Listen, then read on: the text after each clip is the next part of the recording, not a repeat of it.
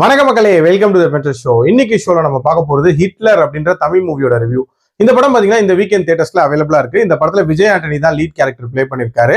இந்த படத்துக்கு ஏன் ஹிட்லர்னு டைட்டில் வச்சாங்கன்னு சத்தியமா எனக்கு தெரியல.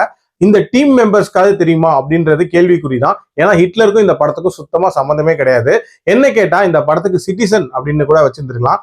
ஏன்னா சிட்டிசனோட கதைக்களமும் இந்த படத்தோட கதைக்களமும் ஆல்மோஸ்ட் சிமிலர் தான். நான் சின்ன வயசா இருந்தப்போ ரிலீஸ் ஆன படம் தான் சிட்டிசன்.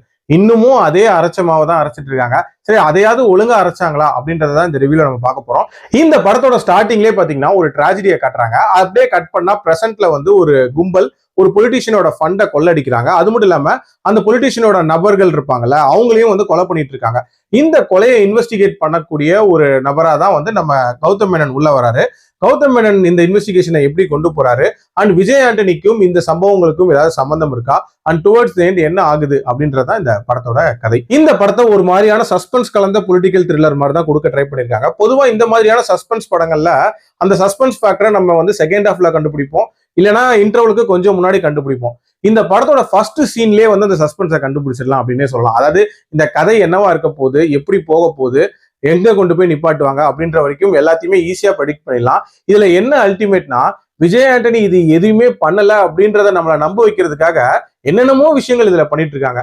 அதுல முக்கியமான ஒரு விஷயம் என்ன அப்படின்னா, அந்த லவ் ட்ராக்.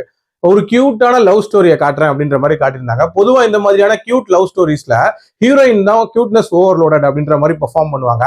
பட் இதுல விஜய் ஆண்டனி வழக்கத்துக்கு மாறா வந்து ரொம்ப கியூட்னஸ் ஓவர்லோடடா வந்து பண்ணிட்டு இருந்தாரு.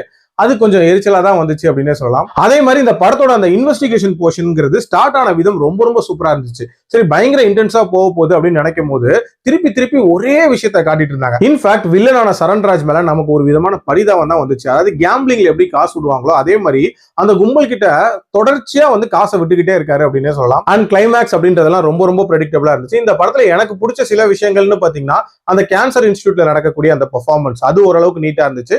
அண்ட் ஒரு சில இன்வெஸ்டிகேஷன் போர்ஷன்ஸ் அப்படின்றது ஓகேவா இருந்துச்சு. மியூசிக் பரவாயில்ல அப்படின்னு சொல்லுவேன். மற்றபடி இந்த படம் வந்து ரொம்ப ரொம்ப ஒரு பிலோ ஆவரேஜான ஒரு படம் தான். என்னோட ரேட்டிங் இந்த படத்துக்கு 2.2 out of 5. அடல் கண்டென்ட்லாம் பெருசா இல்ல, பார்க்கணும்னா பாருங்க. மீண்டும் அடுத்த விமர்சனத்தில் சந்திக்கிறேன். நன்றி, வணக்கம்.